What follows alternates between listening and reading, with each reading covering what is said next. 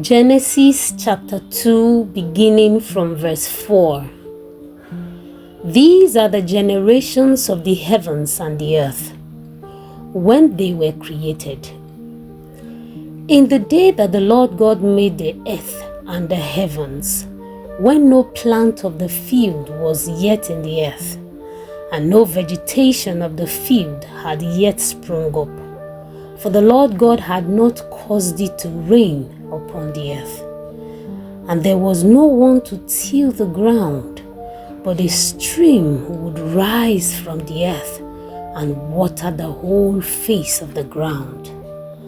Then the Lord God formed man from the dust of the ground, and breathed into his nostrils the breath of life.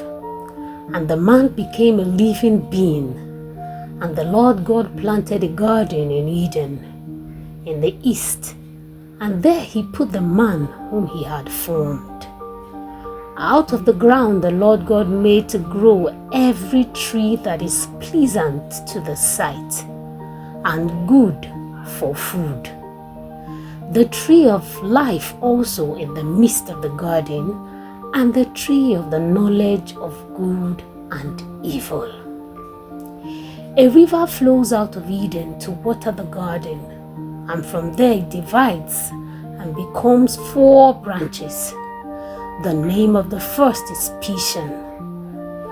It is the one that flows around the whole land of Havilah, where there is gold, and the gold of that land is good. Bdellium and onyx stone are there. The name of the second river is Gihon. It is the one that flows around the whole land of Cush. The name of the third is Tigris, which flows east of Assyria. And the fourth river is Euphrates. The Lord God took the man and put him in the garden of Eden to till it and keep it.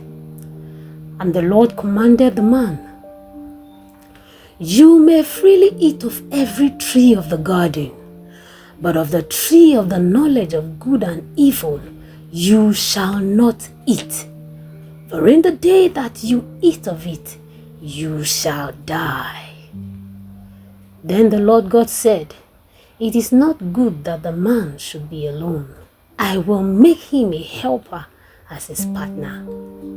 So out of the ground the Lord God formed every animal of the field and every bird of the air, and brought them to the man to see what he would call them.